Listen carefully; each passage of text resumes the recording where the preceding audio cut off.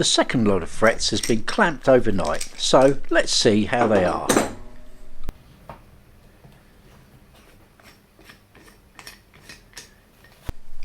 I think I've gotten away with them.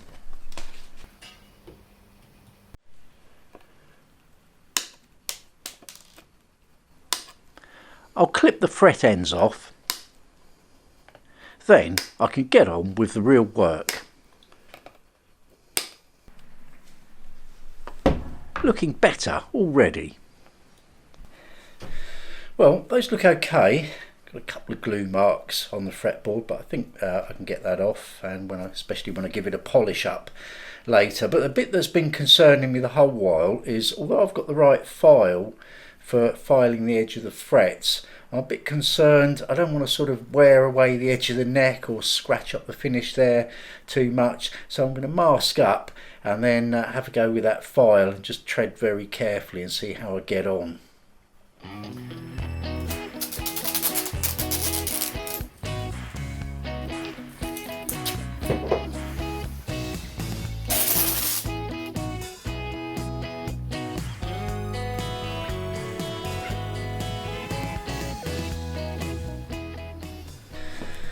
Well, I've done a couple of layers of tape either side, and I tell you what, if you tried to play that neck now, the only thing you'd be shredding would be your blooming fingers. Those are very sharp, definitely some improvement needed.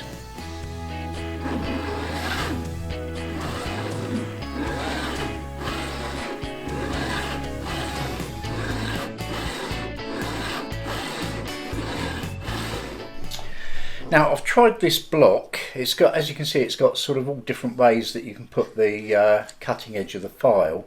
And I tried it first of all in the 23-degree slot, because this is quite a narrow neck and I didn't want to come in too far with my bevel. But that really didn't look like it was beveled enough to be comfortable, so I moved on to the 35, which I think is a more standard sort of bevel. But the weird thing with this block, it's got a curve there, so when you're using it on the frets it keeps you in place, but on the other side, well, it just hasn't. But it's still quite a good block because you've got all the different options of how to do it. Anyway, that's one side done, and I'm just going to sort of switch around and do the other side now.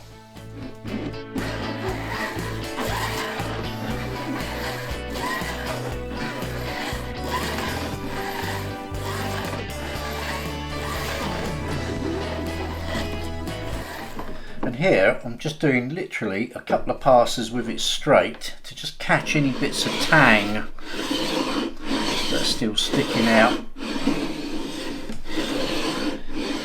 Now I'm just watching if I go through the masking paper.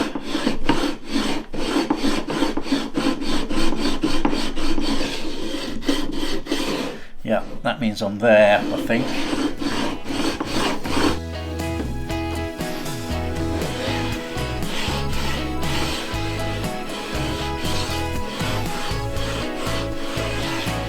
Here I've got a file that hasn't got any teeth on one side, and all I want to do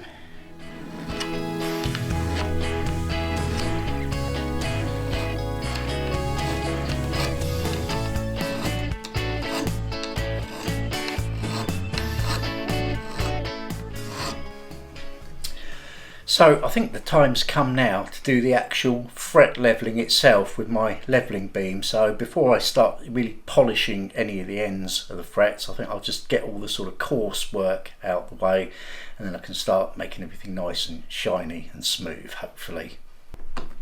And this is where it's absolutely essential to have the neck absolutely dead flat. Otherwise I'm wasting my time. I mark the frets with pen so I can easily see when they're levelled.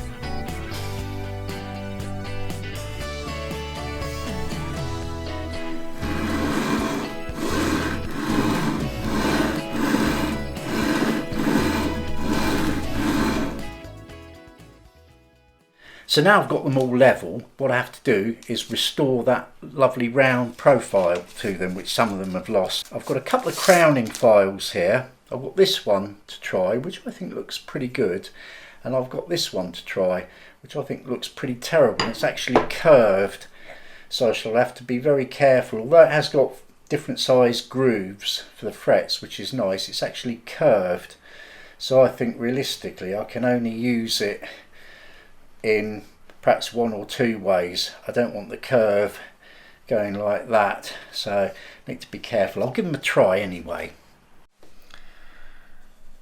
And I'll put this back on because I just want to leave a little thin line of that, and then I know I'm there, don't I?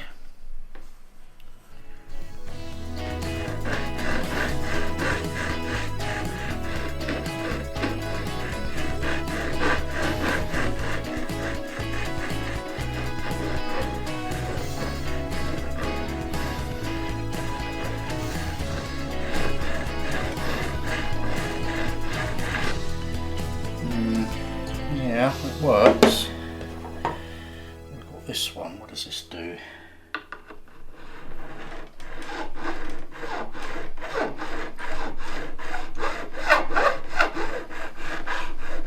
This one's a lot slower, and I think there's more danger of damaging something with its edges. I didn't think I was going to like this one, but I think maybe it's the one. So, well, it's another day, and yes, I've run a comb through my hair this time, and I've got the neck to the state where you saw it last time. It's looking pretty good. It's not perfect, but it's pretty good. The frets should be level now, and what I want to do, with the aid of this sort of fret protector, I'm just going to go over and sort of give them all a polish. I'm going to go up through the grades, start with a bit of 400, go all the way up through to get to about 3000, get them nice and shiny, and I'll also be paying attention to the edges as well, and then we should be ready to reassemble things. There's a tool you can use for this, but I haven't got it. Right, so I've been over those frets with 400, 800, 1200, 2000 and 3000, and that's enough for me. And even this cloth isn't getting caught on anything, so that's good.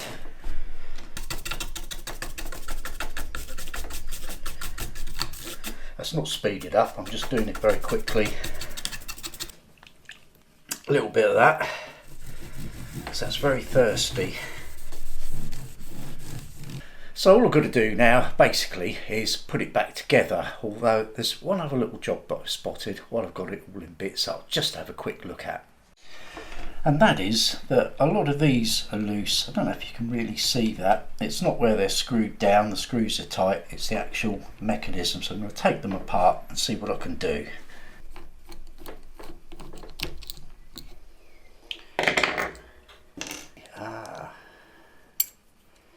Oh, there's not much in there.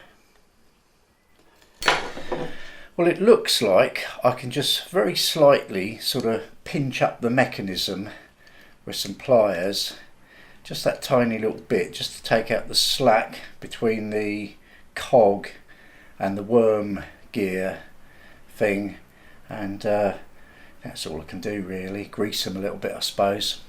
A vice proves to be a better option.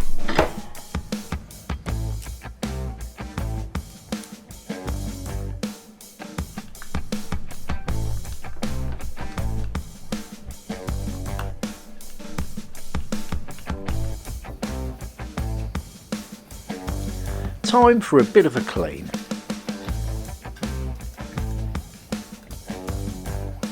That's better. I always prefer a manual screwdriver, much safer.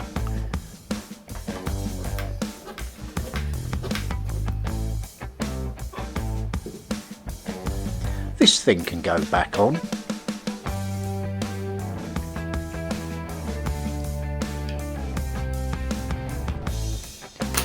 New strings.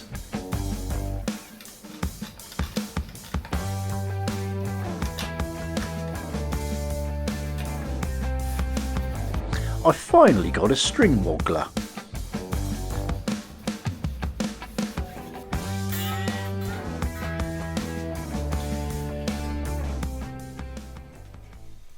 Right, well that's all the strings on and tuned. I've yet to check the intonation, so I'll have a fiddle about with that, see about sort of lowering the action down, see where I can get to with that, and then we'll try it out.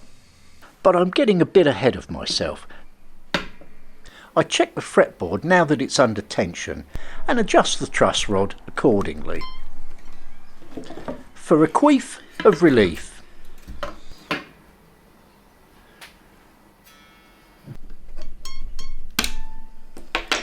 And the nut? Well, I just decided to leave it alone. Now for the intonation.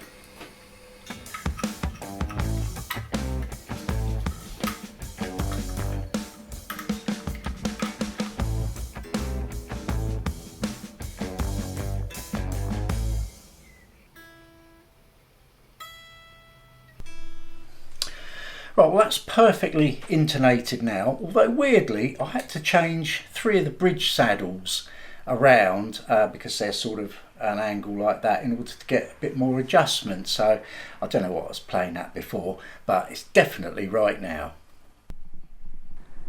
These are the blighters. So at the moment the action is kind of how it was, which is disgustingly high. I think I'm getting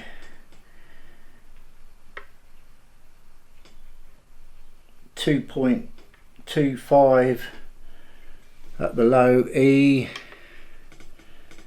and 3 at the high E, so that's pretty horrible to play, and we'll bring that down and see how low we can get it before it all starts buzzing. This is a very simple bridge and you can only adjust it at each end. I believe it's called a tune-o-matic. Well, that's where I'd like it.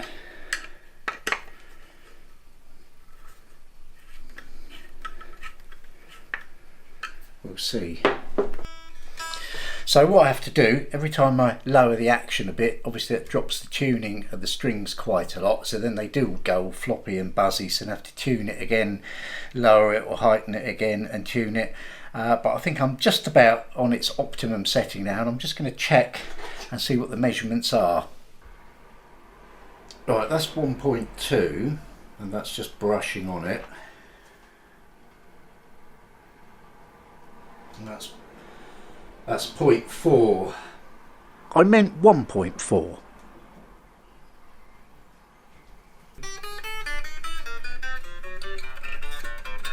And then, just to give you an idea,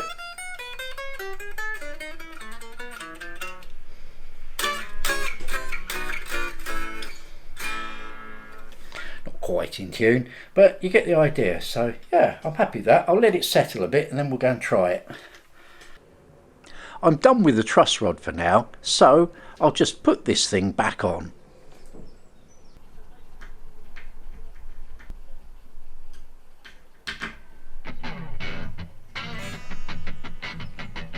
But there's one more little job. This switch has been dodgy for ages.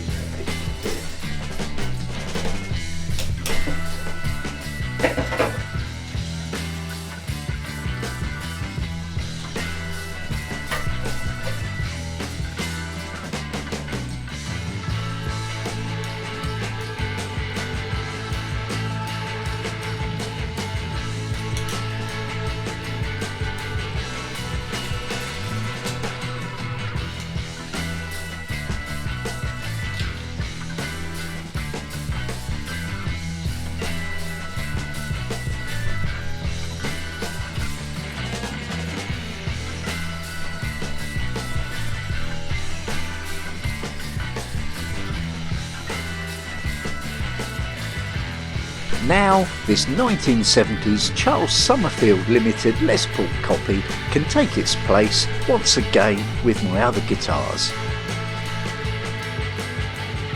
But enough of my yakking, let's see what it sounds like. See you next time.